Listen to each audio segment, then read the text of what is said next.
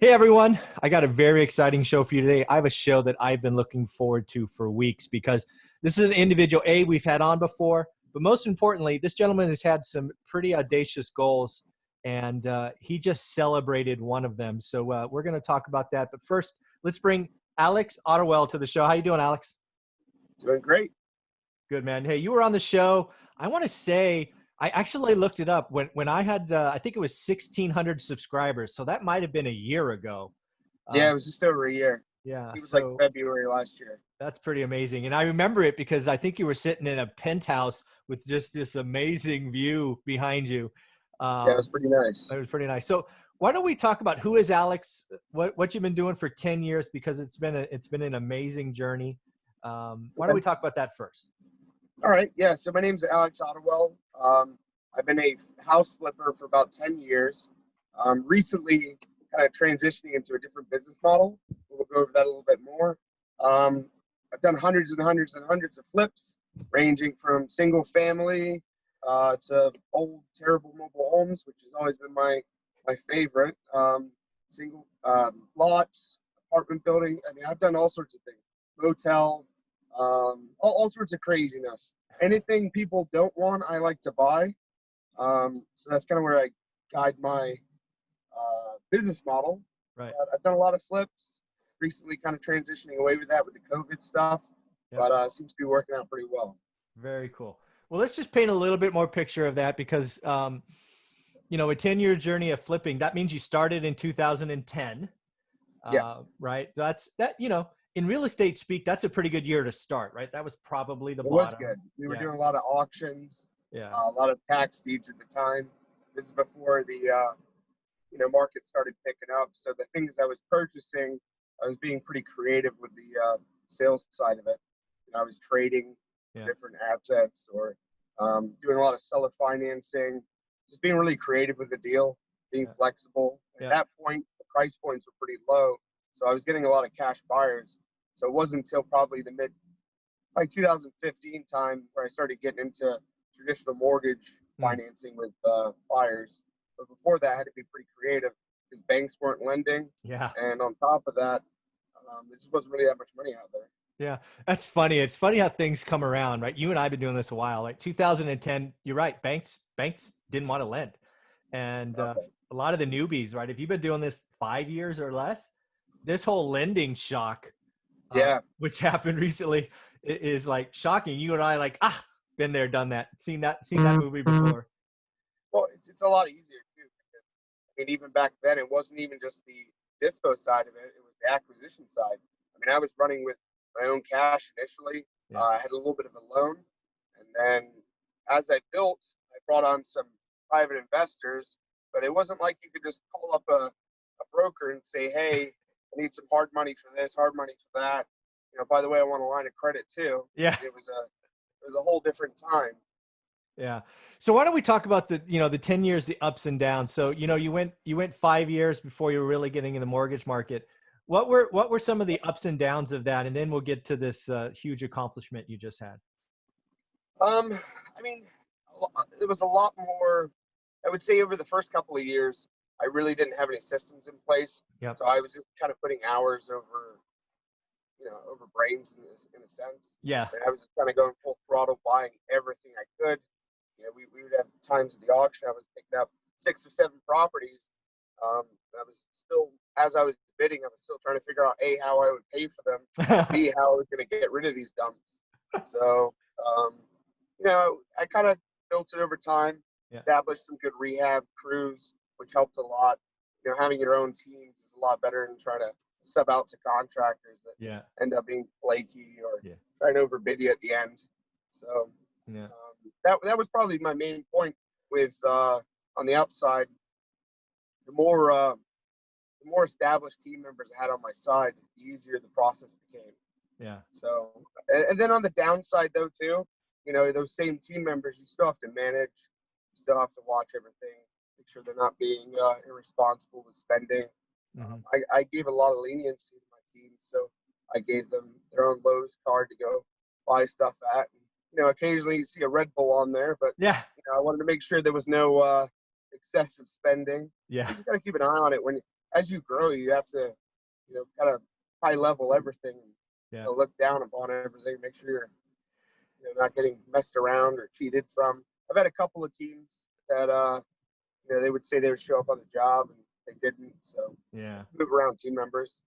I would say the main down for me was the cash problem. So when I was buying these, I could have gone to an auction every day of the week and picked up a dozen houses, but it was a cash flow issue. I couldn't keep buying and buying and buying. There was not enough money. I was using mostly my own and then some investor cash. Mm-hmm. So I kind of, in hindsight, I wish I was better at raising capital 10 years ago. Mm-hmm. I feel like I would be retired right now, at least to my standpoint of retirement. Yeah. So, um, it's, I just went a different route. I also kind of wish, just things to look back on. I wish I had held some stuff. Yeah. My father, he's kind of in the landlord game now, but he's been a flipper too. Yeah. And we started off at kind of the same time, worked together for a bit, and then parted ways. But he held a lot of stuff. Yeah. I mean, a lot of these properties have 4, 5, 6x. Yeah. That's kind of where your business model comes into play. I mean, you buy an asset, hold it long enough, you get some passive out of it, and then if the market goes the way it should, which it has for him, you get 4 or 5 times on your money, and you got that passive income stream. I didn't really focus on that until the last probably 2 or 3 years.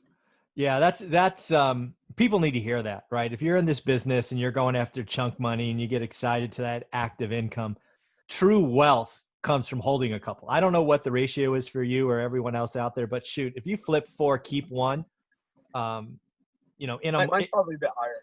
Yeah, whatever it is. I don't keep in the sense of renting. I do that seller financing on a lot of stuff. Yeah.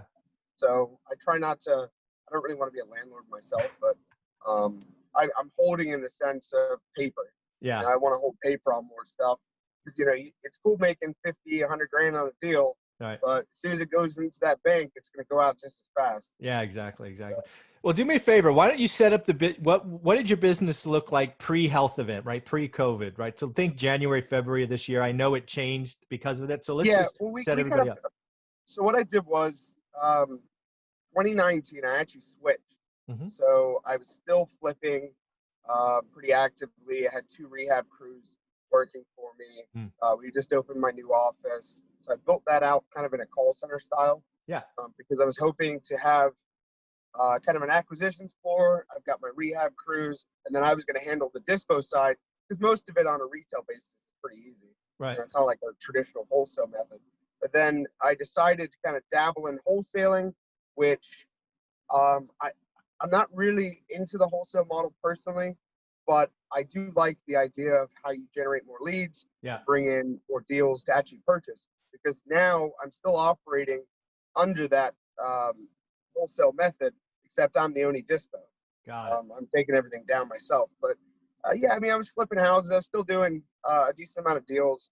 I mean, I was supporting probably had 9 guys then. Okay. So I had about nine guys on staff and assistant, a couple acquisition people. Yeah. But then at the end of the year, last year, I decided to switch method, and I ended up doing closing down for a couple of months, and it happened to be right before COVID. So I kind of closed down in the sense that I wasn't buying any new properties. I wanted to kind of take the foot off the gas, and it kind of worked out well because my last 5 flips sold and closed right around March.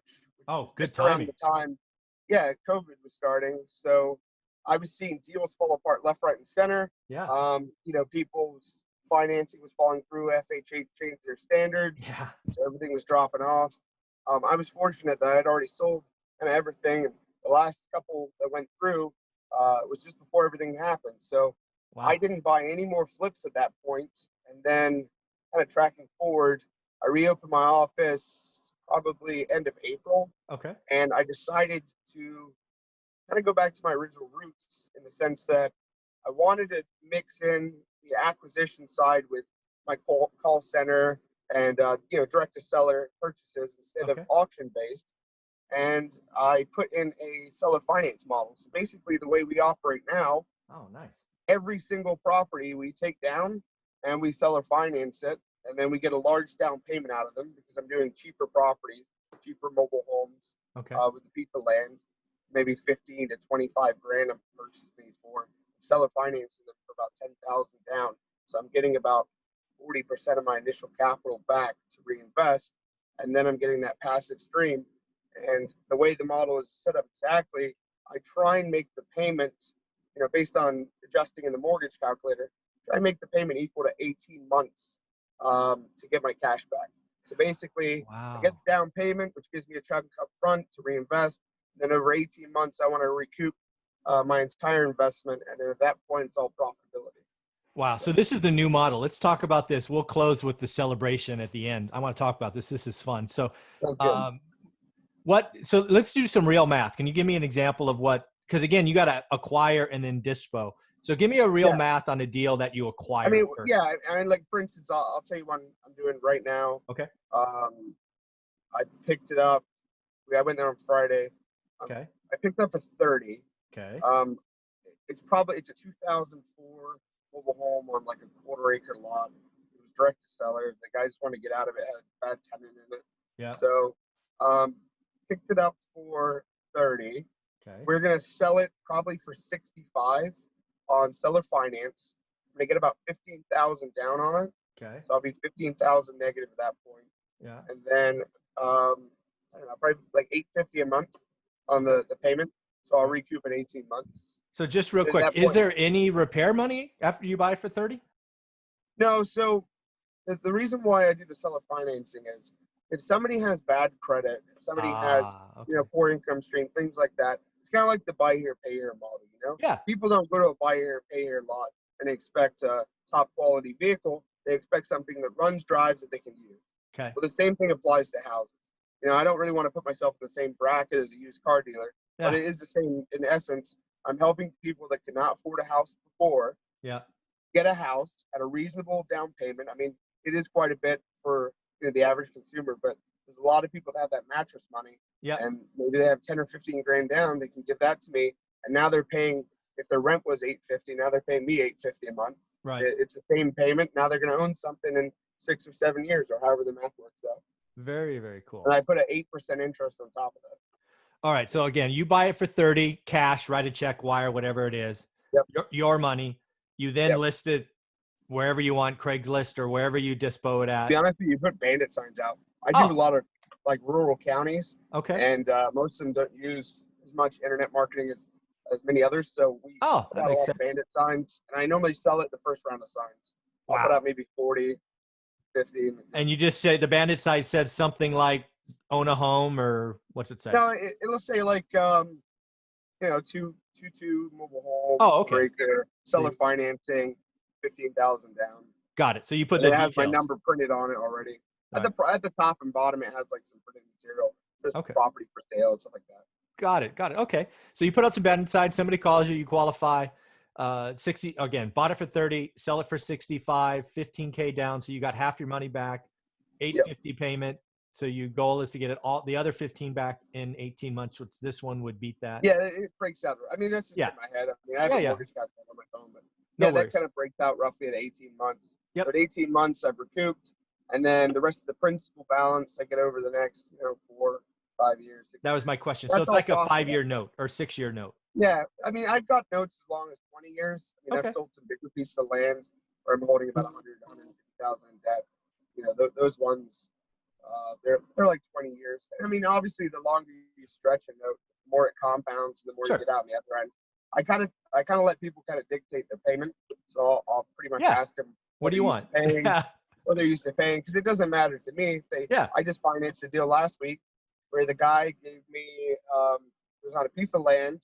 I sold it for 42. Mm-hmm. He gave me 20,000 down, so almost half down. Wow. He's like, I want a 250 a month payment. I'm like, okay, no problem. Yeah. Maybe an extra 7,000 in interest. Yeah. I don't care. Yeah. That's amazing. I'll knock it down. That's amazing. So again, so you've been doing this how long now? How many months? Since April? We started that back, since April. I mean, it took about a month to kind of get a nice lead flow. Yeah. Now I have a cold caller team in the Philippines. We got about 8 or 9 guys depending on the week. Sometimes we have people off, but about 8 or 9 people. We're getting about 200, 250 interested leads Wow. a week. And Yeah. then we convert those into about 3 or 4 deals. Nice. And again, I forgot, I don't know, people don't watch your original. So you're doing all this in Florida, right? Yeah, where I'm actually in downtown Tampa right now. My office is just north of that. I live in downtown though. Very cool. Very cool. All right. But That's a great model. I want to touch on this. Sure. I don't touch major metros. So the model that I'm speaking of only works in kind of country areas. Yeah. You're not going to be able to do it in major metros. I also noticed somebody commented on your previous video, you couldn't really do it in California because of the price points. That's probably true. Because if you exceed a certain price point, you're not going to recoup that much down initially. Right. So it's hard to fit Recycle the cash. unless Yeah. you're on a real low purchase price. Yeah. The key is recycling your cash. And I like how you planned it at 18 months. Once you get into this, like a year, you're just going to have, it's just going to be an ATM almost. Exactly. And then you got the passive for another 5 minutes. You just keep topping it up every time. You know, the failure I made before, when I used to do, I've done a lot of notes before, but when I used to do them, I would, rack up, 5, 6, 7,000 a month in payments, and I'd stop for a year or so. And then it would somebody paid me off, and everybody's like, "Oh, you got paid off? That's exciting." I'm like, yeah, but now I've lost another $600 a month. So, yeah, you don't want the payoff. That's not what you're going for. I don't want to pay off. That's amazing. I don't want to pay off at all. This is exciting, man. So this is going to be your business model for the next decade, you think? Yeah, probably. I mean, well, depending on price points. Sure. Obviously, but I think it's kind of not recession-proof in a sense. But yeah. I mean, the guy buying maybe to an extent, but like the guy buying the $40,000, $50,000 mobile home, isn't going to be the one that's price fluctuating like the guy buying a $400,000. Totally agree. So, I mean, the value's still there. And a lot of the value, I typically get about 20%, 15 to 20% over retail. Okay. The reason why is I'm bringing value to the table by offering exactly. that others aren't. So that's amazing. Well, this is going to be fun to watch. I know I'm going to be talking to you every 6 months or so because this is exciting. This is something I will look into for houses, frankly, in California. It's that's just a great idea. That takes the whole passive. I mean, it takes a year to build or whatever, but once that starts, that's pretty cool. Well, it's pure profit, and you don't have to deal with tenant issues. Yeah. That's why I like it. I'm okay with tenants, but I don't think I think I can scale this to probably 300 or 400 notes. Oh, for sure. So that's probably where I'm kind of going towards. I want about 300-400 notes, and then might slow it down a bit. But. Very cool. Well, hey, let's talk about this goal you had. So in your Facebook post, you talked about a 10-year journey, finally accomplishing something. So why don't we talk about what the goal was?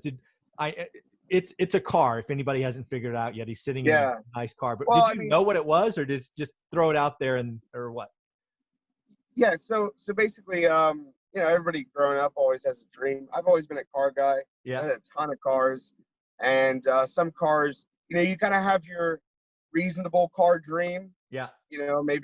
Maybe something 50, 60, 70 grand. You're like, okay, I could feasibly get that. Yeah. Something reasonable. And then you have that next milestone. Yeah. And for me, I've always wanted something exotic, kind of bounce. Originally, I was a Lamborghini guy. Then I liked McLaren. And I went back to Lamborghini, and I ended up buying a Huracan, which is what I'm in right now. So it's pretty exciting. It's just, I think in life, when you hit goals, it seems surreal to you. Even to now, it's still surreal to me that I'm driving one, owning one. And if you don't mind me asking, how old are you? 29. Yeah, oh, 29. Dude, you make this $250,000 car. That's 29, $250,000 car. Gonna have 200 or 300 notes. Well, let's look at the car. Or maybe hear it turn on or something. Sure. Yeah, I don't know if you can. I'll give it a quick rev.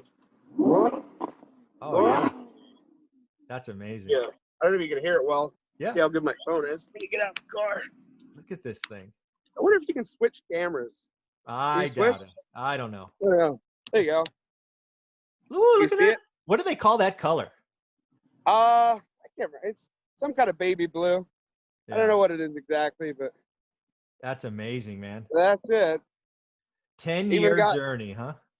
I'll even show you the best part. Oh, the best part. Got a temp tag on the back. Bought it. Just bought it. That is amazing, man. Pretty Congratulations. How did that feel signing, I don't know, the last piece of paper before the car was yours and they tossed you the keys? expensive. They don't make this process easy. No matter how much money you make, they don't make it easy. Yeah. You're buying something that you don't need, Yeah. and it's a lot of debt, if you're financing it. Yeah. So they don't really want to do it that easily, but I got it done. Nice. I was happy. Well, let's close with this, right? There's probably some young guys in their 20s that hopefully will see this. What would you tell them, right? You did this for 10 years to get to this point. What would you tell someone just starting out? I kind of want to, it sounds cliche, but I want to heavy on the networking. The first 7 years I went through this business, I didn't network at all. Yeah. And the last 3 years I've networked heavier than ever. I put my network above everything now, events, seeing people, meeting up with people, meetings. Like yesterday I had a meeting with a guy that's doing, hundreds of millions of dollars in offers on commercial property. Those are the kind of meetings you want to have. But before I didn't do it, I thought I knew it all. I thought I was the best in the business before I even knew how small I was. So I would say just be humble, network. That's awesome. And really lock in on that, because it just takes one person, literally one person, to set you up with a position that you wouldn't have before, and you can change your life overnight. So that's awesome, Alex. We'll close it on that. That's great advice. Enjoy the car. Congratulations on your success, and I can't wait to see what you do the next 10 years. Sounds good. I appreciate it. All righty, buddy. Take care.